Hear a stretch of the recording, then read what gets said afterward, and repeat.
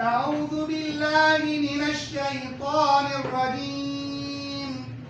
بسم الله الرحمن الرحيم.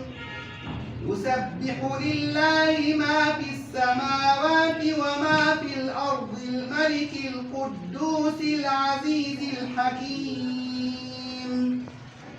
هو الذي بعث في الأميين رسولا منهم يتلو عليهم آياته ويزكيهم ويعلمهم الكتاب والحكمة وإن كانوا من قبل لفي ضلال مبين وآخرين منهم لما يلحقوا بهم وهو العزيز الحكيم.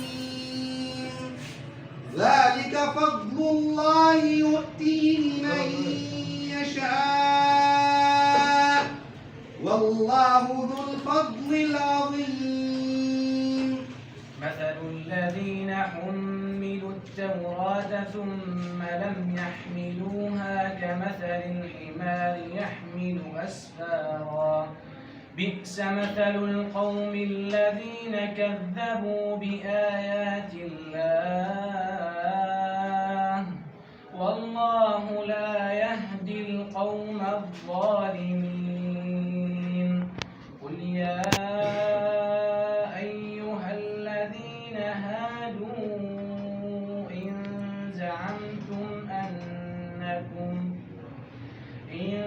زعمتم أنكم أولياء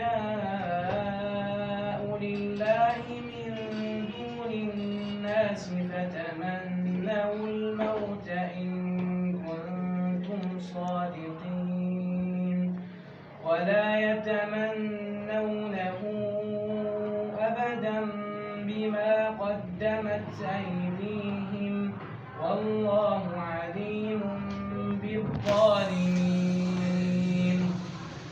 قل إن الموت الذي تفرون منه فإنه ملاقيكم ثم تردون إلى عالم الغيب والشهادة فينبئكم بما كنتم تعملون. يا أيها الذين آمنوا إذا نودي للصلاة من يوم الجمعة فاسعوا إلى ذكر الله وذروا البيع ذلكم خير لكم إن كنتم تعلمون. فإذا قضيت الصلاة فانتشروا في الأرض وابتغوا من فضل الله واذكروا الله كثيرا لعلكم تفلحون. وإذا رأوا تجارة أو لهوا انفضوا إليها وتركوك قائما قل ما عند الله خير من اللهو ومن التجارة والله خير